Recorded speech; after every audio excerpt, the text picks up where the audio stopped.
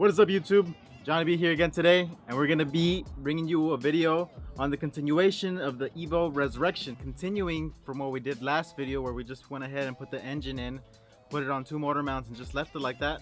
Now we have to go ahead and continue putting some of the bigger components, for example the subframe, the brakes, and hooking up the steering rack.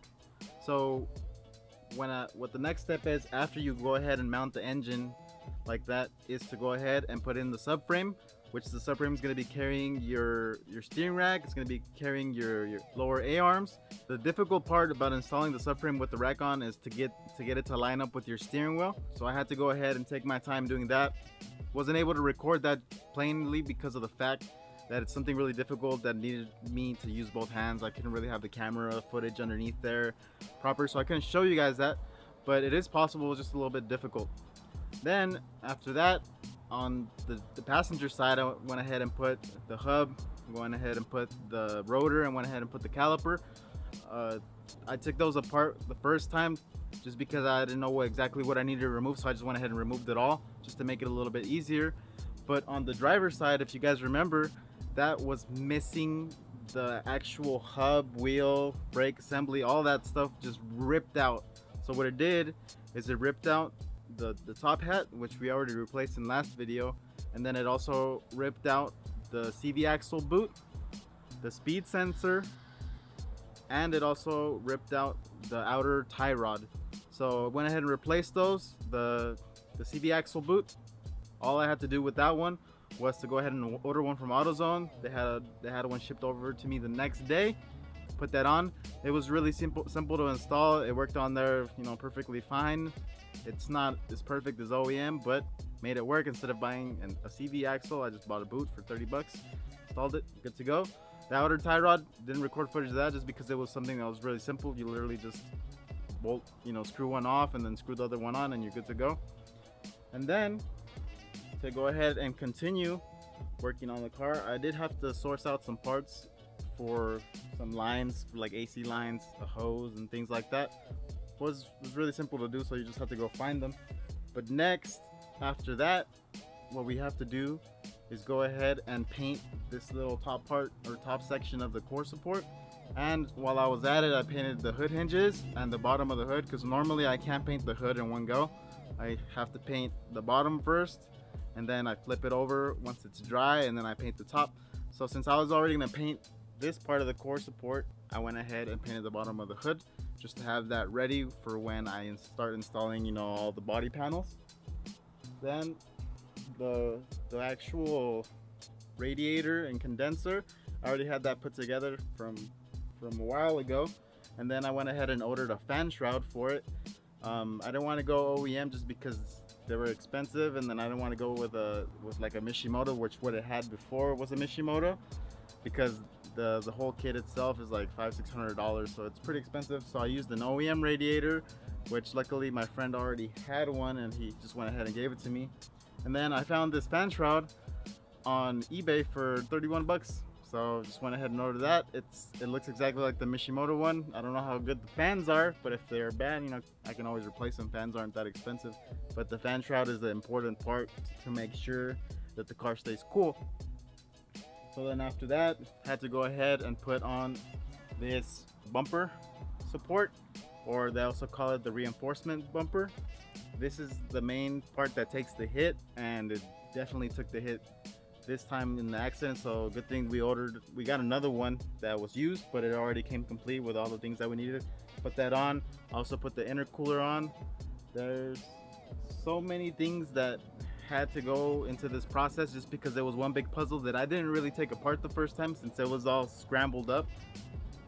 But that's how it is when you buy a crashed car. You don't really know what you're getting into until you do it.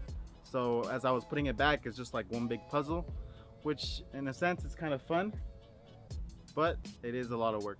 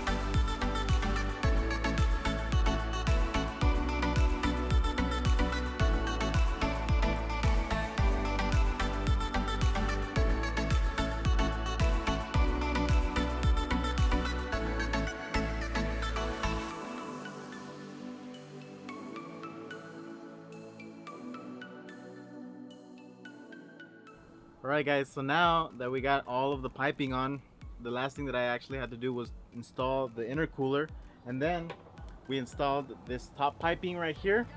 This is the one that goes from the intercooler straight, or from the turbo basically, straight into the intercooler, and then it loops around and goes into the engine. So after that was done, I went ahead and made sure that all the fluids were topped off. We had to fill up the engine oil, we had to fill up the radiator, did some power steering, did some brake fluid also, because obviously those lines were broken. Had to repair those, and they're done. They were done. So now I have to bleed them, but before I bleed them, I want to see if this thing starts. Now the only issue is that the battery's in the trunk and the wire has been cut, so the battery's not connected.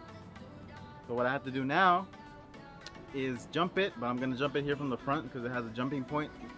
So in case your battery ever dies, you just jump it like a normal car, you know, under the hood instead of going all the way to the trunk. So we're gonna jump it and see if it starts after connecting everything. So if I did something wrong, it's not gonna start. If I did everything correctly, it's gonna start. So let's go ahead and do that.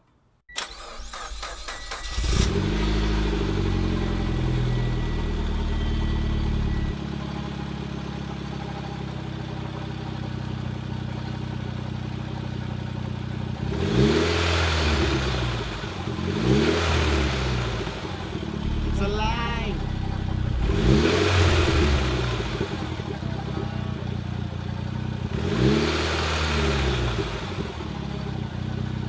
It's alive! This is a moment that I've been waiting for so long. The EVO is finally alive again. It took me, you know, like 3 weeks, almost a month, including, you know, waiting on parts here and there to be able to get it running. The EVO is now running, so that's just such a relief, because most of the time when you buy a car like this in that sort of shape, you're never sure if it's gonna be all right, like if the engine got damaged internally or something. You never know, but it worked. So that's pretty amazing that it's running now.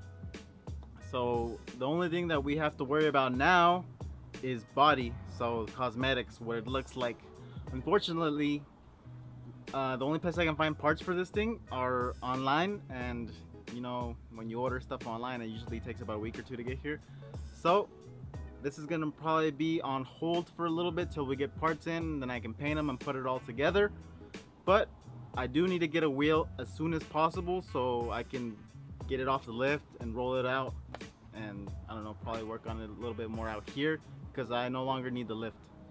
So make sure you stay tuned for the next episode on the EVO, where we will be making it look like an EVO, because right now it doesn't look like an EVO at all, to be honest. But it has the engine, has the heart, it works, and it's only got 21,000 miles. There's a bunch of lights. It looks like a Christmas tree in the dashboard, but all that will be fixed. Most of the ABS and traction control and all that stuff is actually fixes itself once you start driving the car. As soon as the speed sensors start recognizing everything, that goes away. The airbag light should go away too, because everything has been replaced. Module, if anything, I need to reset the light because everything is new, everything is replaced. There's no blown airbags or anything. So that's gonna be it for the video, guys. Hope you guys enjoyed. As always, you have a great day.